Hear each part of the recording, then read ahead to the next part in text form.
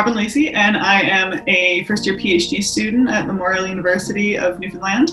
I'm doing archaeology, which is what my master's and undergrads are in. And most of my research centers around studying death and burial. Woodland is a very large cemetery in London, Ontario. It was opened in the 1860s after the city had decided that burials couldn't happen within city limits. They moved everyone to Woodland, which was out of town at that point. It's still an active cemetery, but it's like half historic because it is almost 200 years old. And then it's half still an operating cemetery with like quite a large area that they can still expand into. So when I worked there, I was a gravestone conservator, and there was another gravestone conservator on staff, and then 2 historians. So I fix old gravestones, basically, using stone conservation techniques that are very similar to how people restore old buildings.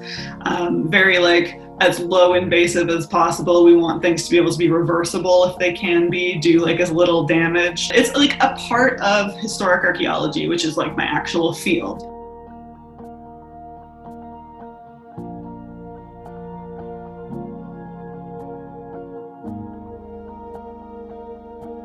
So I only worked at Woodland Cemetery in 2019. So I wasn't working there when COVID really started happening.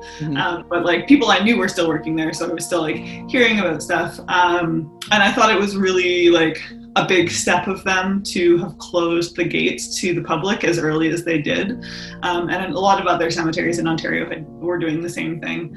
And that like probably was a really hard decision to make because of course this like such a tough time, people are gonna be grieving potentially more, or there's a lot more deaths happening. And to like cut off the access to those burial spaces for everyone's protection and for the protection of the staff was like probably a really tough decision to make. But like, I think ultimately a very good one.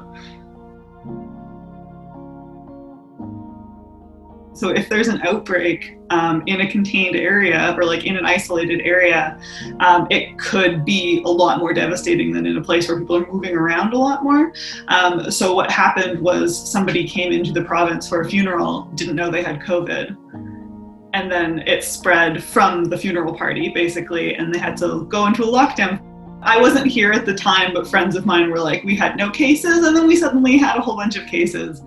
And it did get contained pretty quickly. I heard that Newfoundland had a pretty like normal summer last year, which was amazing because Ontario and like everywhere else was in lockdown. I know that of course like people were upset that the cemeteries were closed. There were some large sites in Toronto, like Mount Pleasant, I think I mentioned in the article as well, that had shut its gates for a time. I hope that people understood that it was for safety and their own safety as well. But of course, like if you can't access the site where your loved ones are buried, or you can't have as many people at the funeral of like your grandmother, that's something that's really difficult, especially in a pandemic. So like completely understand that people are upset or were upset because everything's opened again. But like limiting numbers is just like for the good of everyone, as difficult as it is. The main thing is that quite a lot of stuff looks different on like the COVID landscape today, but there are still restrictions, of course, and there's still restrictions with like funerals, but the cemeteries are open to go to, which is nice.